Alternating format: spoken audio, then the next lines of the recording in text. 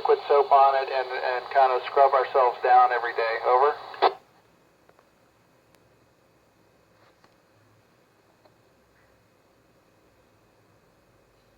Well, you won't see the effects really while you're in space, but you will see when you come back to Earth, and that's you have bone density loss, bone mass loss, muscle mass loss, and your body in general just will not be in the shape it was when you came home. So exercise is extremely important for us. We do it 2 hours a day, every day while we're up here. Over.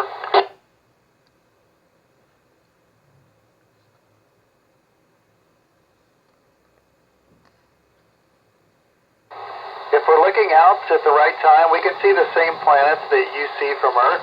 We're only about 400 kilometers closer than you are, so with planets being millions and millions of kilometers away, we're really not that much closer. So we do see them a little clearer because we don't have the atmosphere that you have to look through when you're on the Earth to see the planets. But in general, they look very much similar to the you on Earth. I haven't heard any sounds lately. When I've been outside spacewalking a few times, and you do hear kind of a few creaks and things of the vehicle. The robotic arm recently was moving a lot, so we did hear a little bit of that as it was moving around. Over. Well, I know there's 5 right now, and they're all attached to the space station. There are 2 Soyuz, Russian Soyuz spacecraft, and that's the ones our crews flew up on. There's a Russian Progress vehicle, which is just a cargo ship. It's attached here as well. And we have a Japanese cargo vehicle, which just arrived 2 days ago, and that's attached. So including the space station, that's 5 vehicles right here. The Chinese also have a space station that's in orbit right now. And there's several other spaceships, maybe a handful, that are out looking at other planets like Mars and Jupiter and Saturn and those kind of things. And satellite-wise, there are thousands of satellites, and they're way higher than we are. So they're not in our way, but I know there's quite a few out there. Over.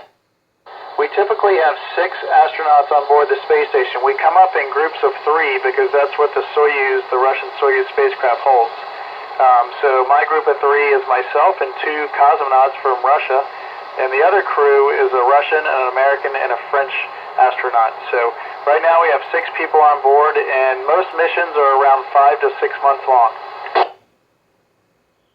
Our spacewalking suits are very heavy, to answer your second question there. They weigh about 250 pounds on Earth, but of course up here they don't weigh anything, which is nice. However, we still need someone to help us put them on because they're very bulky, and usually you get in and you need help of 1 or 2 other people. The suits are made of a material called TMG, which is thermal micrometeor garment. So it's just a bunch of layers, I think about 8 layers, that culminate in kind of the white part on the outside that you see when we're going out to do spacewalks. Over.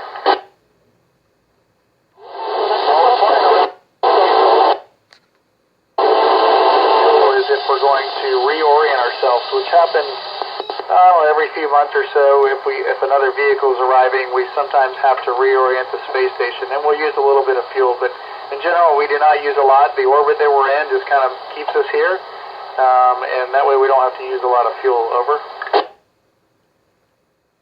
Well, I always wanted to be an astronaut, but before that, I was an engineer by schooling. And then I was a helicopter pilot in the Army, so my skills include helicopters. And here at NASA, I'm a robotics flyer as well as a spacewalker. And I just always wanted to do that. Being an engineer was part of my life as well, so